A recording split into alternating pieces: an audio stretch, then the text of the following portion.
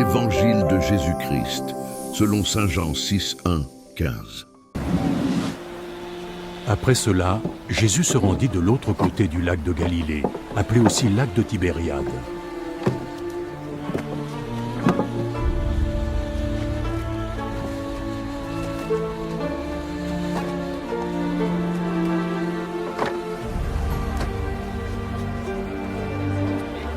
Une grande foule le suivait. Les gens assistaient à ses miracles et le voyaient guérir les malades.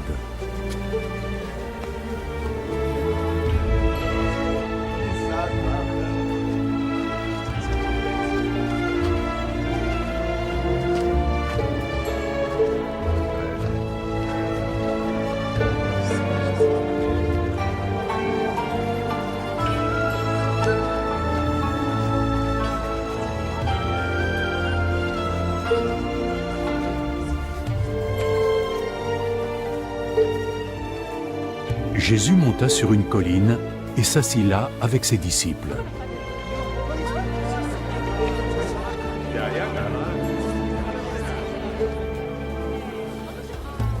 La période des fêtes de la Pâque juive approchait. Jésus leva les yeux et vit une foule avancer vers lui.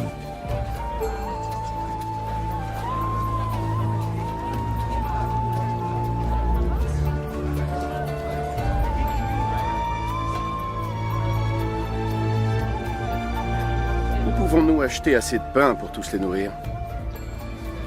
Il disait cela pour mettre Philippe à l'épreuve, car il savait déjà ce qu'il allait faire.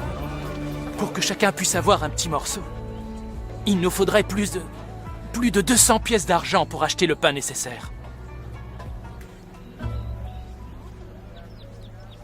Un autre de ses disciples, André, frère de Simon, lui dit: Il y a ici un garçon qui a 5 pains d'orge et aussi 2 poissons. Mais je crains qu'il n'y en ait pas assez pour nourrir tous ces gens. Dites à tout le monde de s'asseoir. À cet endroit, il y avait beaucoup d'herbe. Ils s'assirent donc tous. Il y avait environ 5000 personnes.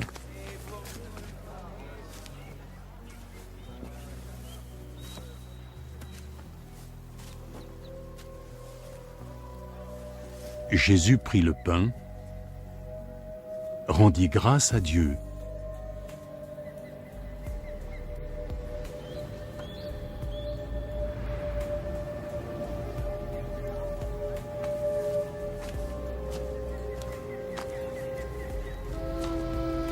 et le distribua à ceux qui étaient là.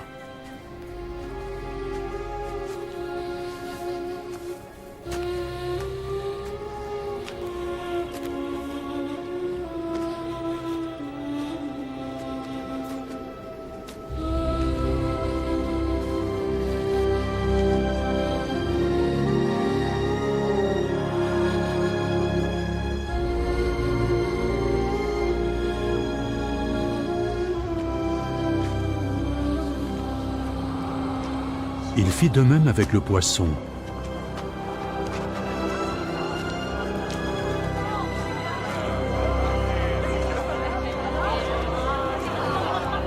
Et tous en eurent autant qu'ils le désiraient.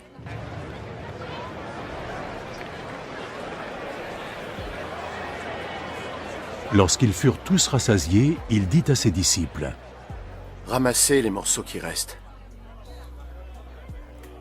afin que rien ne soit perdu. Ils les ramassèrent donc, et avec les morceaux qui restaient des 5 pains d'orge que tous avaient mangés, ils remplirent 12 paniers. Ayant assisté au miracle que Jésus venait d'accomplir, tous dirent alors: c'est vraiment lui le prophète qui doit venir dans le monde. Jésus comprit qu'ils étaient prêts à s'emparer de lui pour le contraindre à devenir leur roi. Alors il se retira de nouveau sur la colline, seul cette fois. Acclamons la parole de Dieu.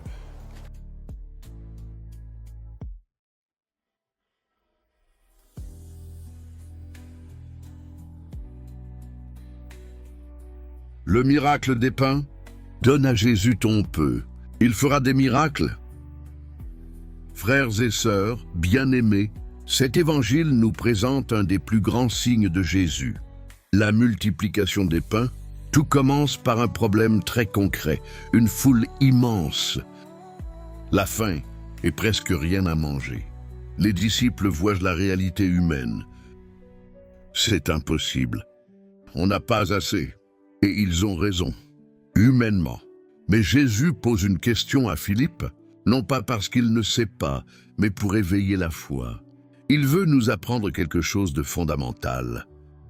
Dieu agit à partir de ce que nous lui donnons. Un petit garçon offre 5 pains et 2 poissons. C'est dérisoire face à 5000 personnes, mais entre les mains de Jésus, cela devient surabondance. Ou le message central, Dieu n'attend pas que tu aies beaucoup. Il attend que tu donnes ce que tu as, de ton temps, ton amour, ta foi, même petite, même tes faiblesses. Quand tu les offres à Jésus, il les transforme. C'est un signe eucharistique. Quand Jésus prend le pain, rend grâce et distribue, cela annonce déjà l'Eucharistie. Dans la théologie catholique, ce miracle nous montre que Jésus est le vrai pain de vie. Il nourrit non seulement le corps, mais surtout l'âme. Et contrairement à la foule qui veut faire de lui un roi terrestre, Jésus se retire. Pourquoi? Parce que son royaume n'est pas politique, mais spirituel. Comment vivre cet évangile au quotidien? Offre ton peu à Dieu, même si tu penses que ce n'est rien, une prière courte, un acte de bonté. 2. Arrête de dire « je n'ai pas assez ». Dieu peut faire beaucoup avec peu. 3. Sois comme le petit garçon. Donne sans calcul. 4. Fais confiance à la providence. Dieu pourvoit toujours, mais à sa manière. 5. Ne gaspille pas les grâces. Jésus dit que rien ne se perde. Chaque bénédiction compte. Prière. Seigneur Jésus, tu vois mes limites, mes manques, mes peurs. Souvent je me sens comme les disciples. Je regarde ce que je n'ai pas au lieu de te faire confiance.